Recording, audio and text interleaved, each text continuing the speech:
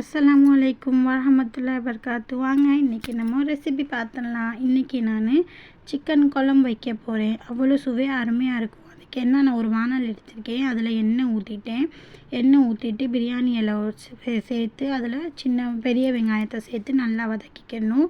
அடுத்து நம்ம ஒரு மசாலா இஞ்சி வெள்ளைப்பூடு பேஸ்ட்டு சின்ன வெங்காயத்தை போட்டு நல்லா அரைச்சி எடுத்துக்கணும். நான் வெங்காயம் வதங்கும் போது மசாலா நல்லா வெங்காயம் வதங்கும் போது இதை சேர்த்து நல்லா வதக்கிக்கிறேன். நான் மசாலாவில் என்னென்ன சேர்த்துருக்கேன்னா, எங்கள் வீட்டில் முழு மசாலாவாக இருந்தால் சாப்பிட மாட்டாங்க, கரம் மசாலா, அதனால் நான் இதில் போட்டு அரைச்சி சேர்த்துருக்கேன்.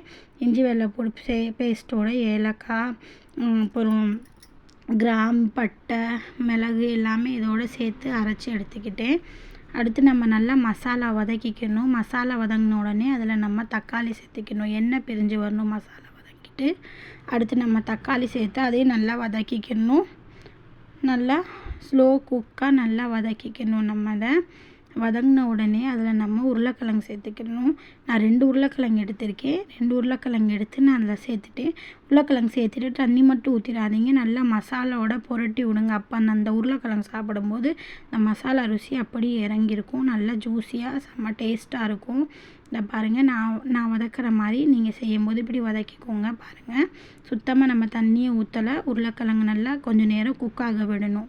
நான் மூடி வச்சுட்டு கொஞ்சம் நேரம் வதங்க விட்டுட்டேன். நல்லா எண்ணெய் பிரிஞ்சு மசாலாவோட உருளைக்கிழங்கு சேர்ந்து நல்லா வதங்கின உடனே நம்ம இதில் குக் பண்ணி வச்சுருக்க கறி 2 கொதி வந்த கறியை சேர்த்துக்கணும்.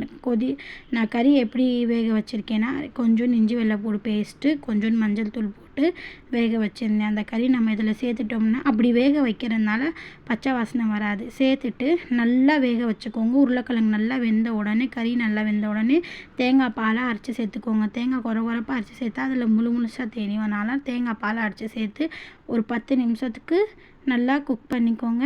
சுவையான சிக்கன் குழம்பு ரெடி, தயாராகிடுச்சு. வாங்க சாப்பிட்லாம். யாருக்கெல்லாம் இந்த வீடியோ பிடிச்சிருந்தா மறக்காமல் லைக் பண்ணிட்டு சப்ஸ்கிரைப் பண்ணிக்கோங்க. தேங்க்ஸ் ஃபார் வாட்சிங். அஸ்ஸலாமு அலைக்கும்.